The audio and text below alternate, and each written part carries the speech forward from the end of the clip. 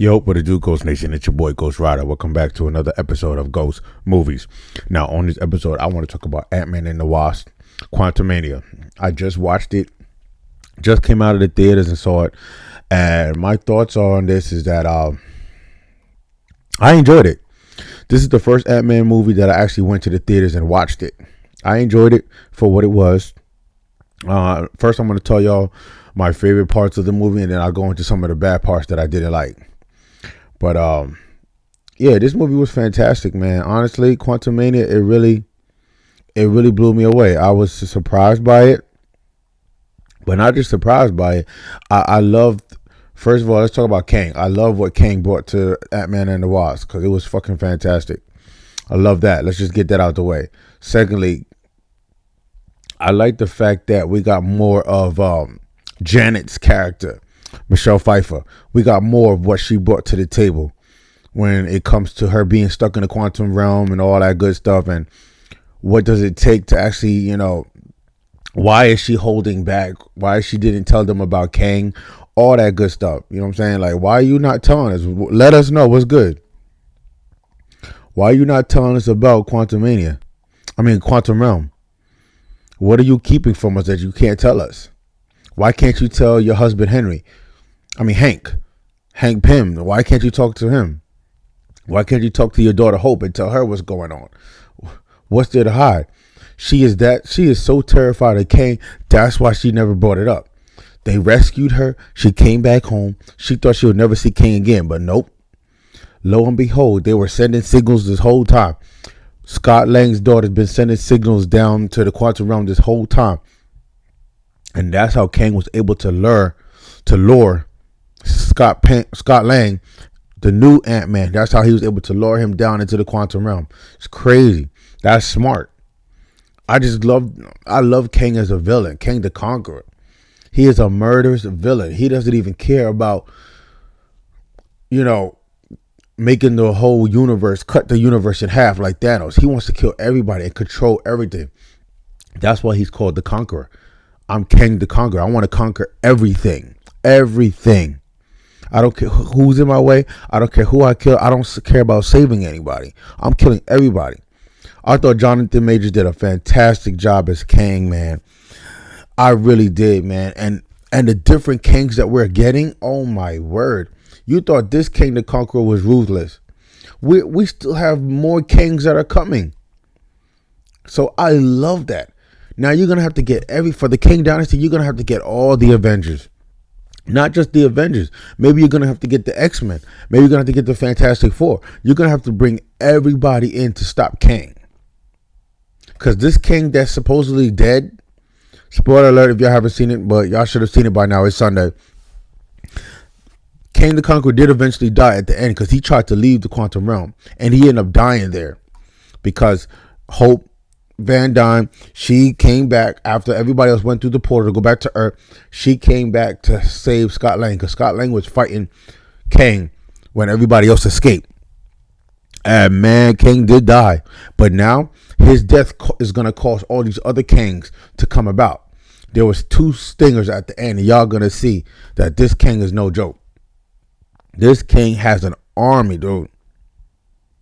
First of all, can I say one of the things I didn't like was Bill Murray in this movie. This dude should not have been in this movie. He was a waste of time. Those 10-15 minutes of him talking to Janet at that restaurant was a waste of time. He should not have been in this movie. And I don't even care about his outside, problems or whatever's going on. He should not have been in this movie. But then let's go talk about the daughter, Casey Lang. I did not like the recasting of her. I did not like her as the daughter. I felt like she was annoying throughout the entire movie. Oh, I'm not going to listen to you, Dad. You were going for 5 years, and I made it 5 years without you. So I'm going to continue to be a badass. I'm going to keep going to jail. I'm going to keep doing what I want to do. I'm not going to listen to you, Dad. Where have you been? The dude was dusted by Thanos. How are you going to be mad at him for that? So that pissed me off. So why are you giving Paul Rudd's character, Scott Lang, a hard time? When all he does is want to protect you and care for you and love you. You're giving him a hard time for what? So yeah, I didn't like her as a daughter. She was annoying.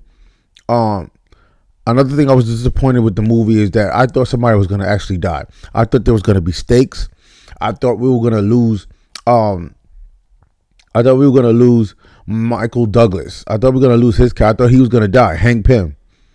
But now he has these smart ants who got transferred into the quantum realm too, and now they helped him escape or whatever. What the fuck?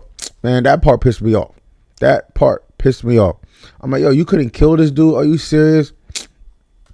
Pissed me off. So yeah, those are the only parts that I did not like about the movie. But overall, I loved the movie. When in the beginning of the movie, I loved how when they went to the quantum realm and they went to those different scum and villainy type of bars and restaurants, they were asking questions, asking for Bill Murray's character, Lord Kylar. It felt like a Star Wars movie I was watching. All the different alien and species that were living down there in the quantum realm. Supposedly the quantum realm was below Earth. It felt like a Star Wars movie. And then they have to drink, I forgot the name of that alien. They had to drink his blood or whatever, some red ooze, in order to understand their language. I thought that was pretty smart and clever. It got me into it.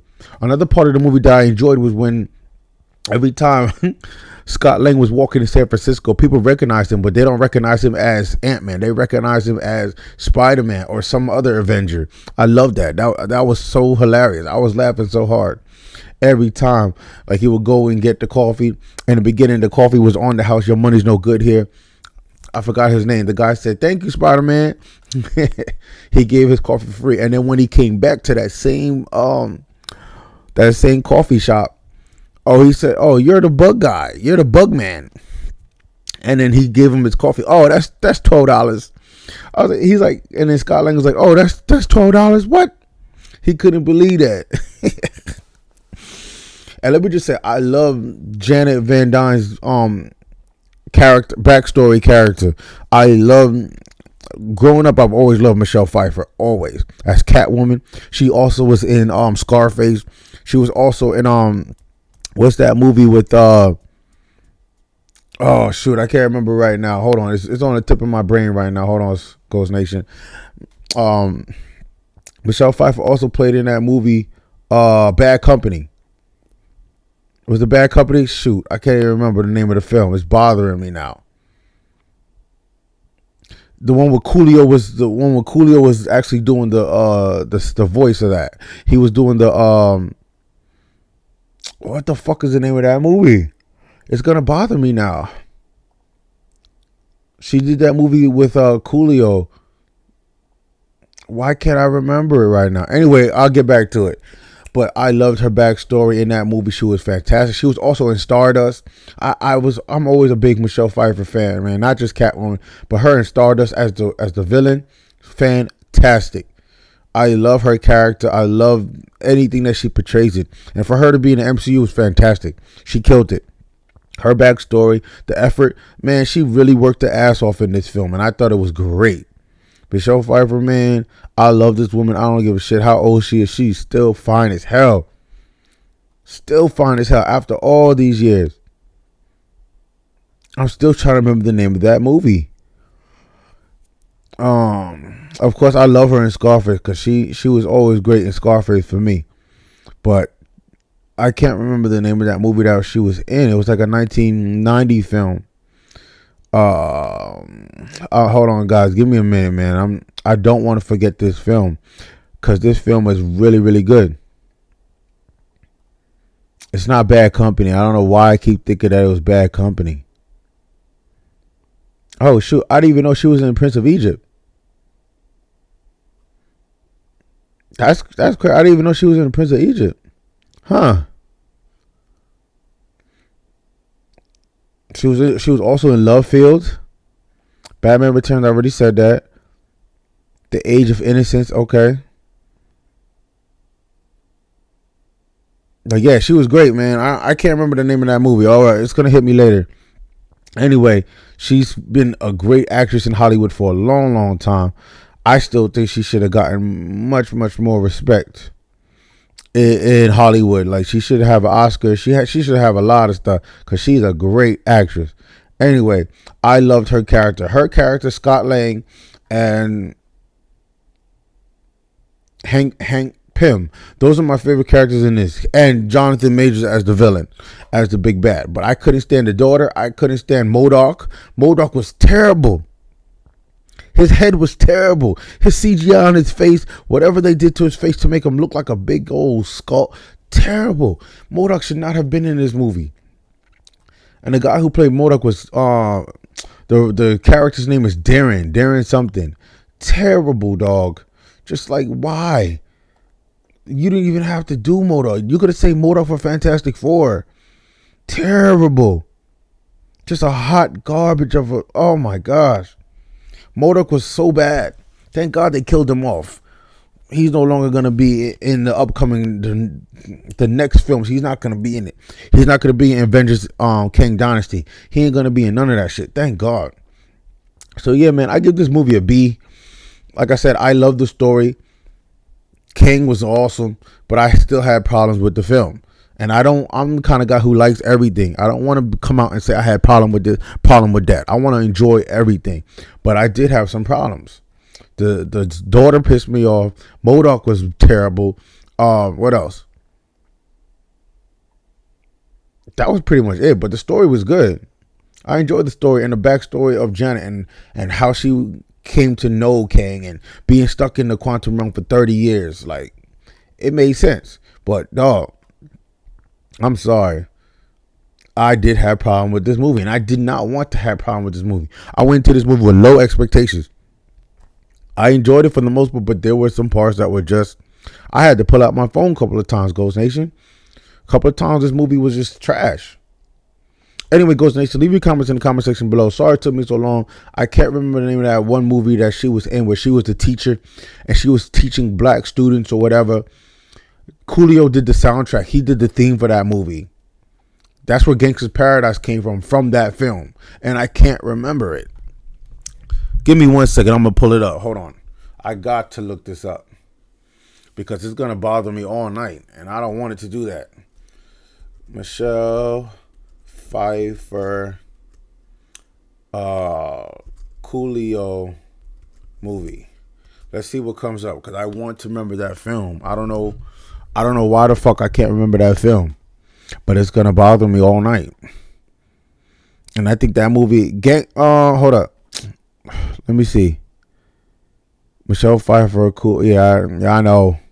Let me see. Dangerous Minds. Fuck. I don't know why I call it bad. I was going to say Dangerous Company or Bad Company. Dangerous Minds.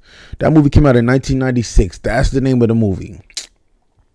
I love Michelle Pfeiffer in that movie. Dealing with gangs and stuff. And she's teaching in a bad neighborhood, a bad school district.